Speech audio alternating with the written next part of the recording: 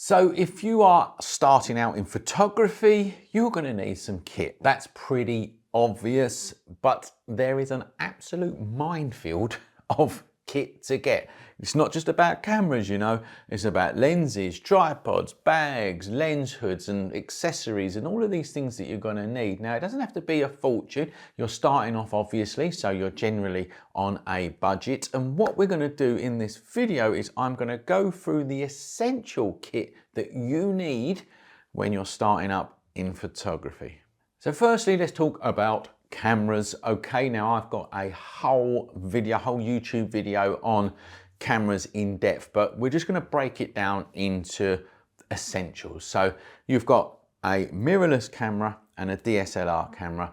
You've got to figure out which one is going to be right for you. Now, a mirrorless camera has got no mirrors in it, whereas the older DSLR cameras had mirrors in the body. And all that enables camera manufacturers to do is to compress the body to make it smaller and more compact.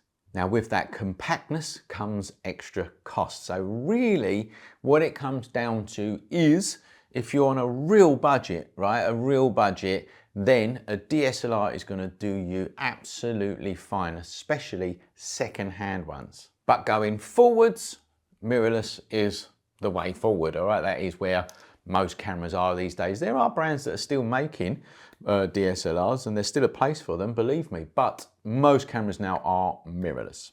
Now, like I said, I've got a whole video that breaks down cameras, brands, sizes, you know, models, etc. Go and check that video out if you want to. But essentially what it comes down to is your budget, and I would say that £500 is a good starting budget for a camera body. Now, the key things to look out for when you're buying your camera body, firstly, sensor size, okay? This is important to get right because it's going to dictate your lenses and other things. Now, there's three main sensor sizes that you can buy. That is a full frame camera, an APS-C or a crop sensor camera, and a micro four thirds camera. Now, I've got a whole YouTube video explaining the difference between those three. So if you're watching this video and going, not a clue what you're talking about right now, go and watch that YouTube video. It will explain things and then you can come back. Now, in this day and age, particularly when you're starting off in photography, don't worry too much about people going to you, oh, you get much better image quality from a full frame than you do micro four thirds, right? Because quite frankly, I mean, it's true, it is true, but it's a load of crap when you're a starting photographer, all right? It's not going to make much difference whatsoever. What you're considering right now is the size of your kit and actually the cost of your kit. And it basically works like this. If you're going to go down the full frame route, you're going to be spending a lot of money and your kit's going to be big and bulky when you're carrying it around. If you go down the crop sensor route, it's going to be a little bit cheaper and your kit's going to be smaller. And if you go down the micro four thirds route, your kit's going to be not cheaper actually. They're quite on par, if you like, with crop sensor cameras, but your kit will be a lot smaller. And the other thing to consider is focal range. Okay, so there's pros and cons to everything, but it boils down like this. If you've got a micro four thirds camera and you're looking to focus in on things that are far away, let's say wildlife photography, your lenses, your zoom lenses that go right off into the distance are going to be a lot smaller on a micro four thirds camera than a full frame camera, all right? If you're totally confused by all of this, why don't you just stick to the middle, the APS-C camera, because that is going to give you a good middle ground. The next thing to consider is the amount of megapixels that your camera has. And in fact, it's not really much to consider these days. Most cameras have got 18, 20, 24 megapixels. That is loads, all right? So if your camera has got 20 megapixels or above, that's it, all right? You don't need more than that. That's absolutely fine. You need to make sure that whatever camera you buy has the ability to change lenses. Okay, that's really, really important because going forwards, you're going to want to experiment with different lenses. Okay, so just make sure that the camera that you buy has got the facility to change the lenses. And the next really, really important thing is to make sure that your camera goes into fully manual mode. Okay, most of them do anyway, but just make sure that it does. If you're getting something like a bridge camera, you know, you ain't going to be able to change the lenses, and some of them don't let you go into fully manual mode, so just be very careful there. Most DSLR or mirrorless cameras do enable you to do those two things. Obviously, your camera is gonna need a lens, so as an essential piece of starter kit, a kit lens is absolutely fine. Now, most of the camera bodies that you're gonna buy, so I gave you a budget there of £500, that's probably going to come with a kit lens anyway, so that's absolutely great. The kit lens is cheap, it's versatile, and it's going to suit you for a whole range of genres of photography. And then obviously you can buy lenses and they go to thousands of pounds, but you're a starting beginner and you're looking for essential kit. So the other lens that I would suggest that you buy, it's not essential, but I would certainly suggest that you buy, is what they call the Nifty 50. Now we've got a video that shows you the quality of a Nifty 50, which is about £150 lens against a £2,500 lens, and you will be shocked because it's so similar. Go and check that video out if you're interested. But basically, what a Nifty 50 is a prime lens. It doesn't zoom in or out. It is a fixed focal length of 50mm. Now, here it's going to get a little bit confusing because 50mm focal range on a full frame camera is actually 35mm on an APS-C camera. So just for like argument's sake, the Nifty 50 on a full frame camera will be the Nifty 35, if you like, on a crop sensor camera. But they're cheap because there's not many moving parts in there. You get really wide apertures in them, which means that you can shoot in low light, and they're going to suit a whole range of genres of photography at a relatively low cost. They're going to be great for portraits. They're going to be good for landscapes, particularly if you want to do panos. They're going to be great for anything where you need, you know, a really shallow depth of field. Let's just say flowers in your garden, for instance. They're superb lenses for street photography. And for the cost of one of these Nifty 50s or 35mm on a crop sensor, I think it's a really good addition to your camera kit. Now here's a rookie mistake that most people make, and I reckon about 9 out of 10 starting photographers make this mistake. They don't realize the importance of a lens hood for the lens. Okay, now a lens hood is one of these, and it goes on top of a lens like that. Okay, it's as simple as that. We get them type, which is called cylinder lens hoods, and then you get these types here, which are called petal lens hoods. All right, now I've got, again, another whole video explaining lens hoods. Please go and check that out if you're confused. But it's simple. Just get one, all right? And get one for your particular lens. Most lenses actually come with them anyway, but if you've got a lens and it hasn't got one, buy the lens hood for your lens. Don't be that rookie that's making that mistake.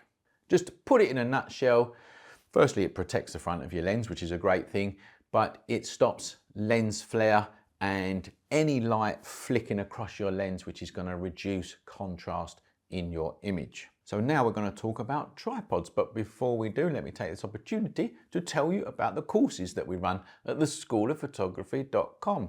If you've got yourself a camera and your photos are not coming out as good as you want them to, you need a little bit of training, and that is where we step in. We have got a whole range of online courses in beginner photography, Lightroom, Photoshop, wildlife photography, studio lighting, headshots, fine art landscapes, fine art portraits, and much, much more. We've also got a great community where people share ideas, where you can enter assignments, competitions, win some great prizes, and become part of the TSOP family. So if you are looking to learn photography properly, that's the key term there, learning it properly, come over and see us at theschoolofphotography.com. So tripods. Now this is something that you need to get right. If you get this right at the start, the tripod that you buy will last you for years, and I mean years. So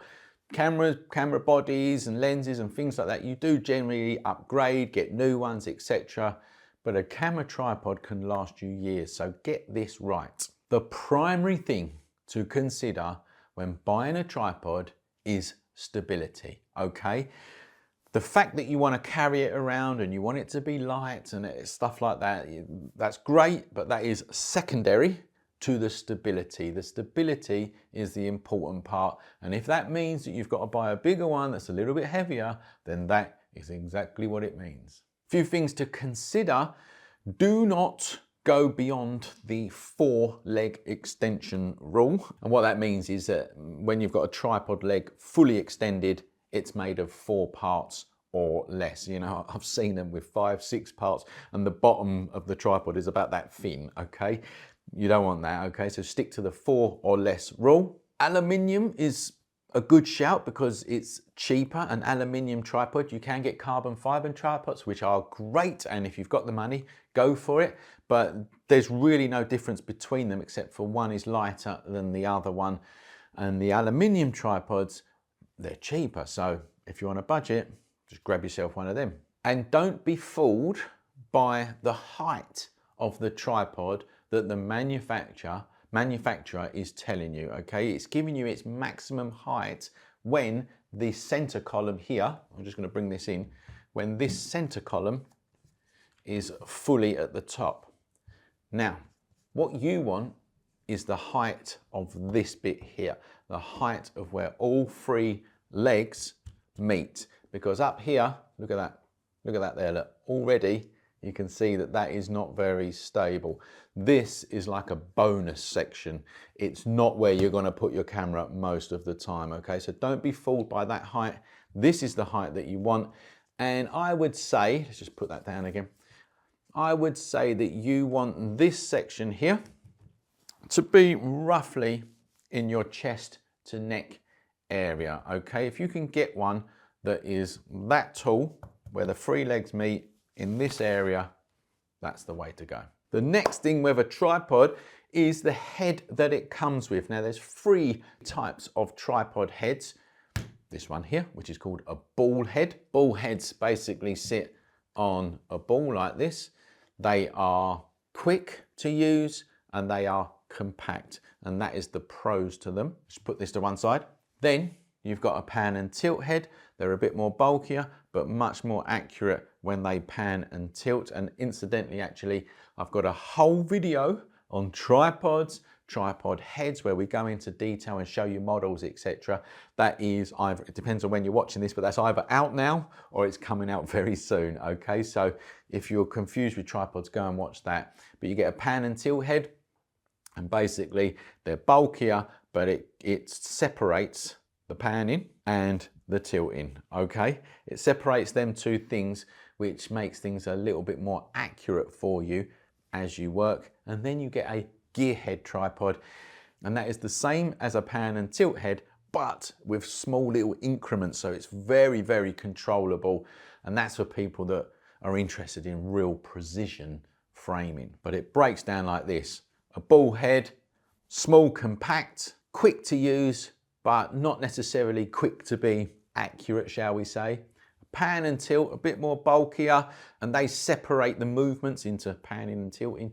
Then you get a gear head, which is for real precision framing. Go and check that tripod video out if you want more details on that. Now, as far as a budget goes for tripods, we do have a low budget one recommended over on our website, which is about £40 or something. If you go to our website, at the top there's a section called shop, and you go down, click on the equipment section, and it recommends tripods, and that's the real budget one. But do you know what? I would say that you should be around the £100 or above mark. And the reason I say that for a tripod is because if you get a good one, it's just going to last you for ages. Like I've had tripods since the 1990s. And in fact, actually, the one that camera is sitting on right now, I've had since the 1990s, and you wouldn't even know because it was a good quality, well-built tripod.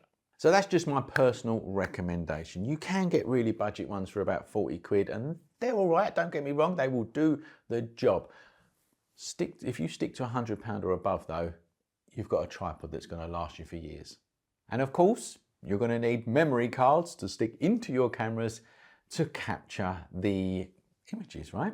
Now there's just a few things to consider there. If you're filming in 4K, you should be looking for one that's called a class 10 or above. If you're not, you can get away with lower quality ones. There's lots of different types of memory cards. It depends on your camera, but there's two main types. One is the SD card, and the other one is a CF Express card. Now, this is important. Avoid the cheap makes, all right? It's not worth it, because if you're out shooting and you get a card error, it's just gonna really annoy you. I have been there. The two kind of standout ones, or the most popular ones, are SanDisk and Lexar. But from a personal point of view now, I've used SanDisk for many, many years, but the ones we've been buying recently over the last 2 or 3 years, we've been getting some write errors on them as we've been filming. So I have moved over to Lexar, and they've been brilliant so far. So this is just my personal experience. If you've got any other experience, actually there are comments and you can put them in there. But the long and short of it is, do not scrimp and save on your memory cards. And the next rookie mistake that a lot of people make is that they buy one card that's got like a terabyte worth of capacity, you know, like, because they think that'll do the job, I'll just get one. You know, I'll just get one that's a really big capacity and it's going to get all of my images on it. Nope. Get several smaller ones. 64 gigabyte, 128 gigabyte will be absolutely fine. The reason for that is, if you're out shooting and you do get card errors, that's it. You've got no other card to put in the camera. You know, you've got no backups, etc. So if you've got several smaller ones rather than one big one, well, you're much more robust if things go wrong. The next thing that you are going to need is a camera bag. Absolute minefield of choices out there for camera bags, and if you've not used them, how do you know which one is suitable for you? Again, you don't need to worry, because I've got a whole in-depth YouTube video. It's either out now or it's coming out, depending on when you're watching this. But in that video, I'm going to literally break down every single type of camera bag that you can get and show you brands, etc. But camera bags, like tripods, are going to last you for years if you get a decent one. So it's another area where I would suggest that you spend a little bit more on. Now, what's a camera bag for? It's for keeping your kit protected and for keeping it dry. So firstly, figure out what type you want. Do you want a shoulder one? They're all right. Or do you want a rucksack one? Personally, I like the rucksack ones because they're just more comfortable, but that's going to be up to you. And then the next thing you need to consider is how big you want that bag. Now, always get it a little bit bigger than your kit. So when you go and buy a camera bag, it will say suitable for 1 camera body and 2 lenses or something like that, or 2 camera bodies and 3 lenses, whatever. So let's just, for argument's sake, let's just say that you've got 1 camera body and you've got 2 lenses. You want to get a camera bag that's a little bit bigger than that, just for your expandability. You know, you might get a flash gun, another lens, another body, or whatever. So firstly, always get one that's a little bit bigger than your kit, just for, you know, versatility. And the second thing is, make sure it comes with a waterproof cover. Okay, now it's so important. I, for one, have been caught out there because I didn't have the, you know, you think that these camera bags are waterproof, right? And they are. If it's a little bit of rain, it's absolutely fine. But if it starts to absolutely pour down, water will get in to your camera bag. Now, most camera bags, most good makes of camera bags, it comes with its own rain cover. So if you do get caught in the rain, you pull your rain cover out, pull it over, job done. But just make sure that whatever one that you buy has got a rain cover. The next essential piece of kit, this is essential as well, is a cleaning kit. There's millions out there on the internet, but basically a simple one will do the job, and that is with a cleaning cloth and what's called a blower, an air blower. Then there's other things on top of there like a lens pen, etc, etc. But the two main things that I ever use is a lens cloth, good lens cloth, and an air blower, and that's pretty much all I use. But make sure that you have got that in your bag at all times. The next thing that you should have in your bag at all times is a spare battery, okay? Do not go out with one battery in your camera because it might run out and then you're gonna lose shots, okay? So get an extra battery for the camera that you are using. Now again, be careful with the third-party brands. Some are actually really good. A lot of them are not, okay? So just to be safe, you're probably best to get the camera manufacturer's brand. So if you've got a Fuji camera, get yourself a Fuji spare battery. The next thing to consider, and this is not a piece of essential kit, is an external flash like this one here. Now you can slot these onto the top of your camera and it gives you a burst of light. It's as simple as that. Now if you're doing landscapes, etc., it's not needed. It's really only needed for portraiture and indoor stuff. If you've got the money, get the manufacturer of your camera's external flash. They tend to be expensive though.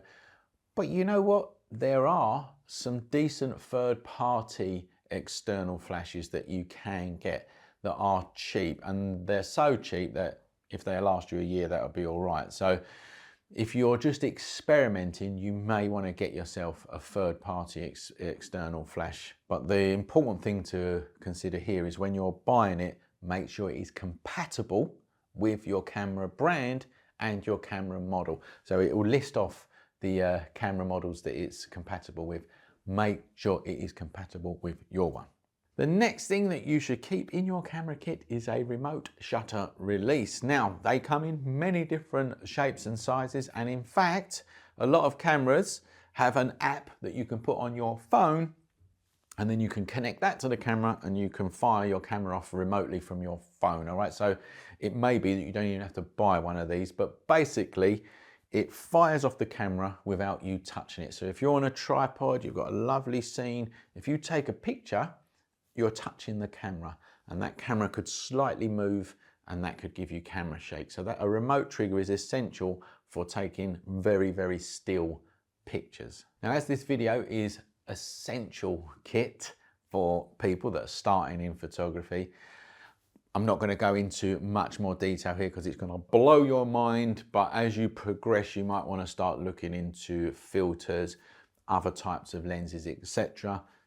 We bring you all that knowledge here at the School of Photography, so subscribe to us and you can see that as you go through your photography journey. Now if you're watching this and you have bought equipment and it hasn't worked for you, this is the time to tell other people, right? Make sure that other people don't make the same mistakes. So please share your knowledge in the comments. If you've bought a piece of equipment that you thought was brilliant, like the Nifty 50 or a 35mm prime or whatever you've bought, if it's worked for you, then tell us, what the equipment is and why it's worked for you. This is a really good community and I love to hear from you all. And if you've liked this video, then like it, all right? We can't bring you these videos. It costs a lot of money to bring you these videos, and we can't actually bring them to you if you don't engage with this particular video. So press the like button, subscribe to our channel, hit the bell button, and all them lovely things that we love you for. And don't forget to come over and check out our online courses. And I'll just end on this. If you want to learn photography properly, come over and see us at the School of Photography.com.